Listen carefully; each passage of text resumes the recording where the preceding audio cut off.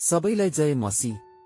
संकष्ट र दुःखमा साहस दिने बाइबलका वचनहरू सुनेर आनन्द मनाउनुस्। आउनुस् सुरु गरौं, किनभने उहाँले चोट पार्नुहुन्छ तर उहाँले पट्टी बाँध्नुहुन्छ। उहाँले चोट पार्नुहुन्छ तर उहाँको हातले निको पनि पार्नुहुन्छ। 6 पल्ट तिमीमाथि आपत आइपरे तापनि उहाँले तिमीलाई बचाउनुहुनेछ। 7 पल्टको हानिले पनि तिमीलाई छुने छैन। अनिकालको बेलामा उहाँले तिमीलाई मृत्युबाट बचाउनुहुनेछ। उहाँले तिमीलाई युद्धमा तरबारबाट जोगाउनुहुनेछ। उहाँले तिमीलाई निन्दाको कोर्राबाट सुरक्षित राख्नुहुनेछ। विनाश आउँदा तिमी डराउनु पर्ने छैन। विनाश र अनिकालमाथि तिमी हाँस्नेछौ। अनि जङ्गली जनावरदेखि तिमी डराउनु पर्ने छैन। तिमीले भोग्नै लागेका कष्टहरूसँग नडराओ। हेर, दियाबलुसले तिमीहरूमध्ये कतिलाई तिमीहरूका जाँचको निम्ति कैदमा हाल्न आँटेको छ र तिमीहरूलाई 10 दिन कष्ट हुनेछ। तिमी मृत्युसम्मै विश्वासी हो र म तिमीलाई जीवनको मुकुट दिनेछु। जसको कान छ त्यसले सुनोस्। पवित्र आत्माले मण्डलीहरूलाई के भन्नुहुन्छ? जसले जित्छ त्यसलाई दोस्रो मृत्युदेखि केही हानि हुने छैन। के तिमीहरूलाई थाहा छैन? दौडमा दगुर्नेहरू सबै दगुर्छन् तर इनाम चाहिँ एउटैले मात्र पाउने गर्दछ। तिमीहरू इनाम प्राप्त गर्ने किसिमले दौड। खेलमा भाग लिने खेलाडी सबै थोकमा आत्मसंयमी हुनुपर्छ। तिमीहरू नष्ट भएर जाने मुकुट पाउनलाई यसो गर्दछन् तर हामी चाहिँ अविनाशी मुकुट पाउनलाई यसो गर्दछौ। यसकारण लक्ष्य नराखी म दगुर्दिन। हावामा मुक्का हान्नेले जस्तै म मुक्का हान्दिन, तर म आफ्नो शरीरलाई कठोरता साथ सदाउँछु र यसलाई बसमा राख्दछु। नत्र त अरूहरूलाई प्रचार गरेपछि म आफै चाहिँ अयोग्य ठहरिनेछु। भाइ हो, हामीले एसियामा भोगेका दुःखको विषयमा तिमीहरू अजान रह भन्ने हामी चाहदैनौ, किनभने हामी सहन नसक्ने किसिमले यति साह्रो मिचिएका थियौं कि जीवनदेखि हामीले हरेस खाइसकेका थियौं। हामीलाई त मृत्युदण्ड नै पाएजै लागेको थियो।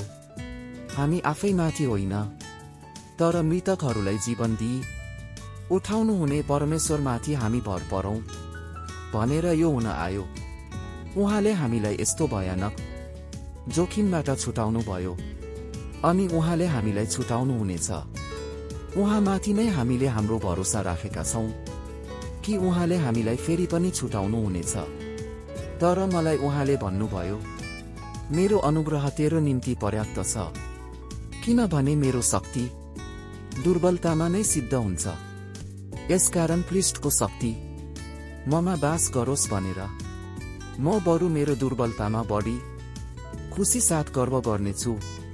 यसकारण ख्रीष्टको खातिर दुर्बलताहरूमा, बदनामीहरूमा, कठिनाइहरूमा, सतावटहरूमा, आपतहरूमा म सन्तुष्ट रहन्छु। किनकि जब म दुर्बल छु तब म शक्तिशाली छु।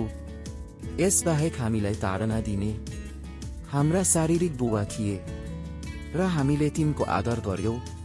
के झन् बढी हाम्रा आत्माका पिताको अधीनमा बसेर हामीले जीवन प्राप्त गर्दैनौ र किनकि तिनीहरूले असल ठाने बमोजिम हामीलाई केही दिन ताडना दिए तर हामी उहाँका पवित्रताको सहभागी हुन सकौं भनेर हाम्रो फाइदाको निम्ति उहाँले ताडना दिनुहुन्छ। सबै ताडना सुरुमा सुखद हुँदैन तर दुःखदायक हुन्छ, तर ताडनाद्वारा तालिम पाएकाहरूका लागि यसले पछि धार्मिकताको शान्तिपूर्ण फल उत्पन्न गराउँछ। कसले हामीलाई ख्रीष्टको प्रेमबाट अलग गर्ने? के संकष्टले अथवा दुःखले वा खेदोले वा अनिकालले वा नग्नताले अथवा खतराले वा तरवारले? यस्तो लेखिएको छ, तपाईको खातिर हामी दिनभरि मारिन्छौं, काटिने भेडाहरू जस्तै हामीहरू बनिएका छौं। होइन, यी सबै कुरामा हामीलाई प्रेम गर्नुहुनेद्वारा हामी विजेताहरू भन्दा पनि झन बढी छौं। तिमीहरू चाहिँ मेरो परीक्षामा मलाई साथ दिनेहरू हौ, जसरी मेरा पिताले मलाई एउटा राज्य दिनुभयो, म पनि तिमीहरूलाई दिन्छु, ताकि मेरो राज्यमा तिमीहरू मेरो टेबुलमा खाने र पिउनेछौ र इजरायलका 12 कुलको न्याय गरेर सिंहासनहरूमा बस्नेछौ। प्रिय हो, तिमीहरूलाई पारख गर्ने अग्निमय परीक्षा तिमीहरूमाथि आइपर्दा केही अनौठो कुरा भए जस्तै तिमीहरू छक्क नपर, तर क्रिस्टका कष्ट भोगमा सहभागी हुँदा रमाओ, ताकि उहाँको महिमा प्रकट हुँदा तिमीहरू पनि आनन्दित र हर्षित हुन सक। मेरा भाइ हो, तिमीहरूमाथि विभिन्न किसिमका आपद विपद आइपर्दा तिनलाई पूरा आनन्दको कुरा सम्झ, किनकि तिमीहरू जान्दछौ तिमीहरूका विश्वासको जाँचले धैर्य उत्पन्न गराउँछ। धैर्यलाई त्यसको पूरा काम गर्न देऊ, ताकि तिमीहरूमा कुनै कुराको अभाव नभएर तिमीहरू परिपक्व र पूर्ण हो। यति मात्र होइन, तर हामी आफ्नो सङ्कष्टमा रमाउँछौ, यो जानेर कि सङ्कष्टले सहनशीलता उत्पन्न गराउँछ, सहनशीलताले चरित्र र चरित्रले आशा उत्पन्न गराउँछ। आशाले हामीलाई निराशा गराउँदैन, किनकि हामीलाई दिएका पवित्र आत्माद्वारा परमेश्वरको प्रेम हाम्रा हृदयमा खन्याइएको छ। त्यो मानिस धन्यको हो जो आपद विपदमा स्थिर रहन्छ, किनकि जाँचको सामना गरिसकेपछि त्यसले जीवनको त्यो मुकुट पाउनेछ जो परमेश्वरले उहाँलाई प्रेम गर्नेहरूलाई दिने प्रतिज्ञा गर्नुभएको छ। जसले जित्छ त्यसलाई म मेरो सिंहासनमा मसित बस्न दिनेछु, जसरी म आफैले पनि जिते र मेरा पितासँग उहाँको सिंहासनमा बसेको छु। जसको कान छ त्यसले सुनोस्, पवित्र आत्माले मण्डलीहरूलाई के भन्नुहुन्छ। चूर्ण हृदय भएकाहरू सबैका नजिक परमप्रभु हुनुहुन्छ र निराश भएकाहरूलाई उहाँले बचाउनुहुन्छ। धार्मिक मानिसलाई धेरै विपत्ति आइलाग्छ, तर परमप्रभुले त्यसलाई ती सबैबाट उद्धार दिनुहुन्छ। परमप्रभुले त्यसका सबै हाडहरूको रक्षा गर्नुहुन्छ, तिनमा एउटै पनि भाँचिँदैन। तिमीहरू यसैमा रमाउँछौ, यद्यपि अहिले थोरै समयको निम्ति तिमीहरूले विभिन्न किसिमका कष्ट भोग्नु पर्दछ, आगोबाट खारिने तर नष्ट भएर जाने सुनभन्दा पनि तिमीहरूको विश्वास मूल्यवान छ। तिमीहरूको यो विश्वास साँचो प्रमाणित होस् र येशू ख्रीष्ट प्रकट हुनुहुँदा प्रशंसा, महिमा र आदरको योग्य बनोस्। हेर, धैर्य धारण गर्नेहरूलाई हामी धन्यका भन्छौँ।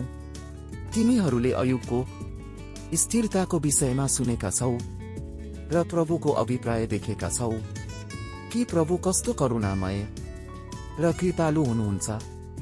बालक जन्मने बेलामा स्त्रीलाई पीडा हुन्छ, किनभने तिनको बेला आएको हुन्छ, तर जब तिनले बालक जन्माउँछिन् तब तिनलाई त्यस वेदनाको सम्झना हुँदैन, किनकि संसारमा एउटा बालकको जन्म भयो भन्ने कुरामा तिनी हर्षित हुन्छन्।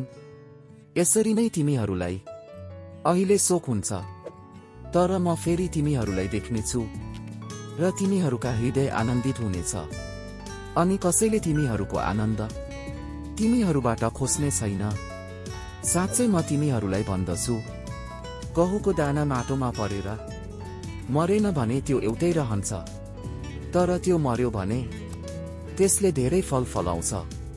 आफ्नो प्राणको मोह गर्नेले त्यो गुमाउँछ, तर आफ्नो प्राणलाई यस संसारमा तुच्छ ठान्नेले चाहिँ अनन्त जीवनको लागि त्यो सुरक्षित राख्छ। भिडियो मन परे कमेन्टमा आमिन टाइप गरी शेयर गर्न नबिर्सिनुस्। आमिन।